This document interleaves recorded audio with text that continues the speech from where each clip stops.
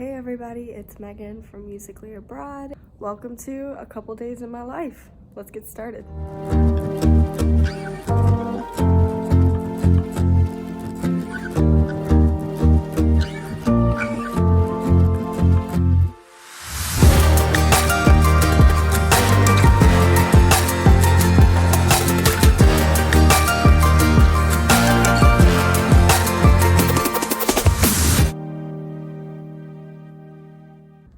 Good morning everyone, welcome back to the channel.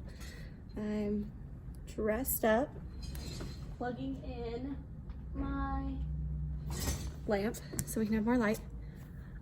So this week is our spirit week. We're doing 2 weeks of spirit week until the break, and we had a 90s 80s day, retro day. I dressed up with my coworkers as Care Bears. And here's the sad part. I didn't watch the show. I didn't know there was a show. I knew of the dolls. I had the dolls. Didn't watch the show. So have my Care Bear outfit on. Got my ears. Got my little 90s paper cup mask because I think this is so funny. And I'm just hanging out. I will insert the photos here. These are some of my best friends. I have my coworkers.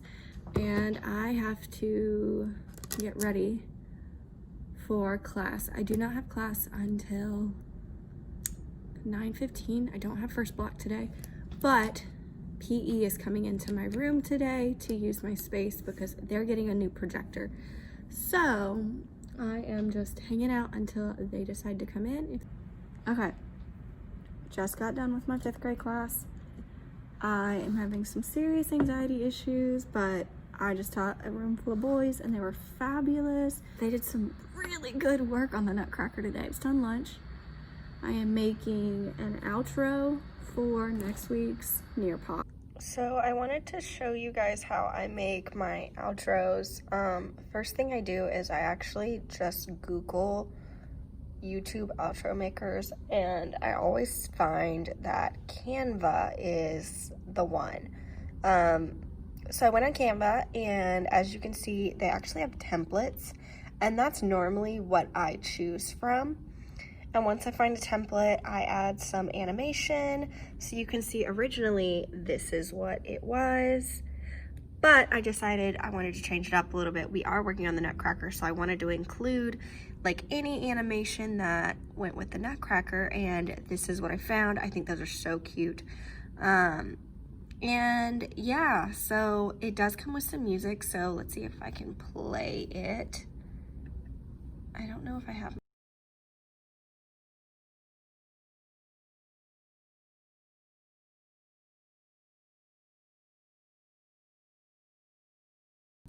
And that's the whole video.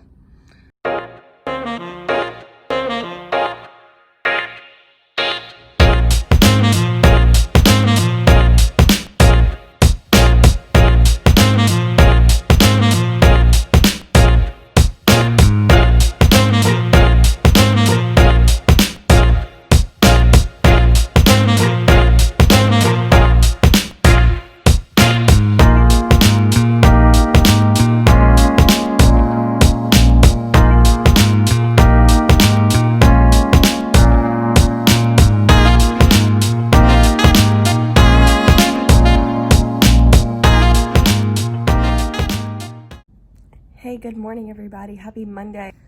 I took the weekend off this weekend and did absolutely nothing, so I am checking in here because today is the first day of the last week before we're off for winter break. In my last video, I talked about how I was reorganizing my desk area, and I wanted to give you guys a little bit of an update on what my current space looks like in my classroom, because it is a little bit different. Okay, you'll have to excuse the mess. Kind of have kept the same layout of my class, or the desk. I did decide to keep it this way. I actually have fallen in love with this. The only thing that bothers me is I don't have a footrest or anything, because my desk is one of those desks, you see? So I need something to fix that. Excuse the fact that I'm editing this video. But the thing that I did change was I decided to make a little sitting area right here. I use this area all the time because if you look outside, well, you can't really see it today, but let me roll this up for you. Look how stinking beautiful it is out there.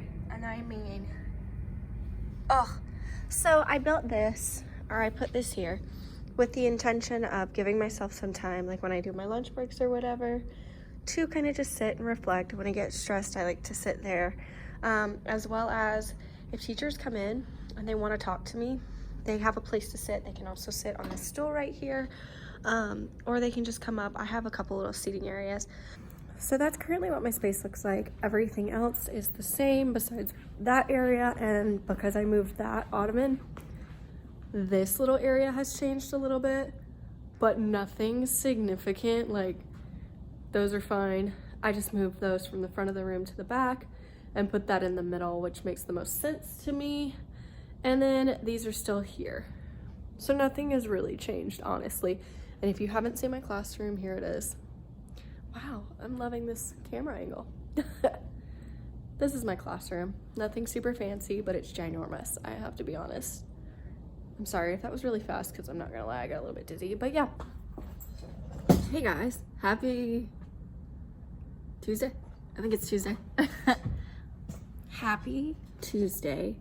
It is about, what time is it? 9 o'clock right now.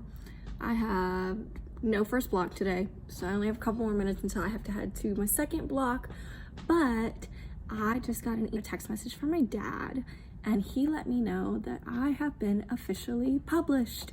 Last year I was in one of my grad classes, and we wrote articles in collaboration with some South African students, and our article was accepted to Georgia Music News, which is amazing. So I'm officially published. If you want to check it out, I will link it below. So if you are interested in looking, all you have to do is go to gma.org/magazine and you click on the latest issue, and it gives you the latest issue, and I am on page 40. It says 39, but it's really 40. So I wrote on What's General Music? Portraits from Johannesburg and Atlanta, and I, along with two other students, did a comparative article talking about what general music looks like in Atlanta versus what it looks like in Johannesburg. We talked about standards, we talked about all this different stuff, and then at the end is my bio. Okay. It's the end of the day. Survived. Tired as all get out. I am sitting here still with my coffee. And the best snack of all, tell me that I'm not the only teacher that just eats the entire box of Cheez-It Extra Toasties. I mean, Cheez-It, I know we don't have a lot of followers, but if you want to, sponsor something, I would love all of your extra toasty Cheez-Its. All of them. Or the hot and spicy. Those mixed though, ooh, I got an idea. Cheez-It, we need to talk. So, I'm just sitting here, hanging out. We do have a faculty meeting. I'm gonna go home. The roommate and I need to do some grocery shopping. And I'm gonna call it a day. Good morning, everybody. Happy Wednesday and happy last day of this vlog. Today's gonna be my last day vlogging. It's Wednesday, which means it is my admin day. I am waiting on my computer because I have been sitting waiting for this update for the past 30-40 minutes. And she is just taking her sweet time. So I'm letting that update. Once that updates, then I've got to make a newsletter, send out to the music department, all 60-70 of our teachers. I have to write a lesson plan. I might start making videos for the county today just to get ahead on some work.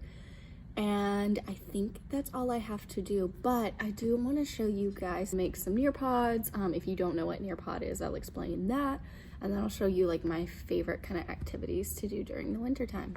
Before I show you my Nearpod stuff though, can we talk about how dark it is outside today? It is 8:30, and I feel like I'm in like Twilight. Like we could live in Forks right now and Edward and them would just be living their best life. Is that just me? Like it's dark for 8:30 in the morning. I mean, it's a vibe, don't get me wrong. Kind of love it. But it's kind of dark. Not sure if I want that to be all day. Okay, let's talk about this Apple update. Okay, icons changing. Okay, clean. Y'all, I'm loving this update. I just like how clean it looks. So organized, like, oh, I am just, okay, I might be fangirling a lot. This looks so nice. It may not be a big difference to y'all, but I promise you I waited 45 minutes for this and it's worth it. Okay, so let's get into Nearpod and what I love about it and basically how I make these kind of engaging activities. My students are big time fans of it. So first off, this is my Nearpod. I do have the extra premium whatever it is Nearpod because my school paid for it. You can see that all my videos start the same because I make an outro every 9 weeks to kind of excite the kids about a lesson. So I'm gonna duplicate my newest lesson. Basically what my lesson looks like. I have, like I said, I have an intro that I create. Sometimes I do it on iMovie, sometimes I make it through WeVideo, but I always start with a template from Canva like I showed you earlier in the video. So this is mine, I'll play it for you.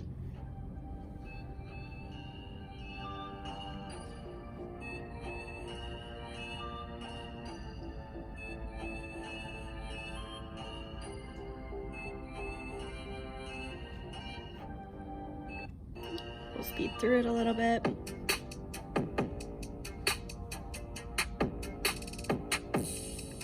And it just does that. Now I do include my face because my kids at home don't get to see me much.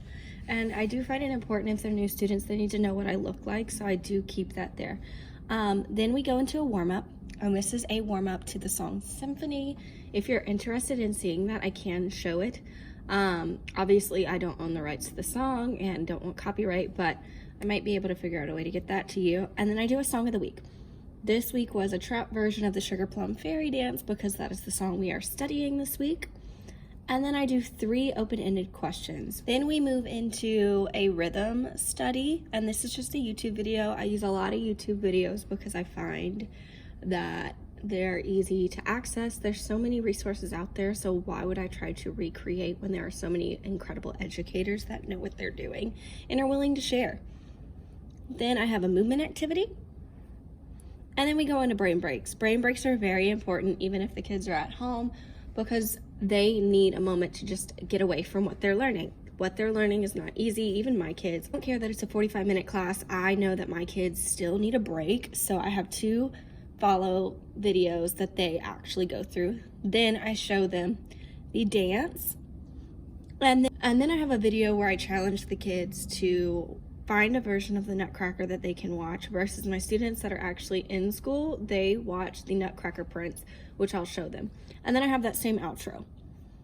And I get pretty great participation, I have to be honest. Let me delete this because I don't want to get confused.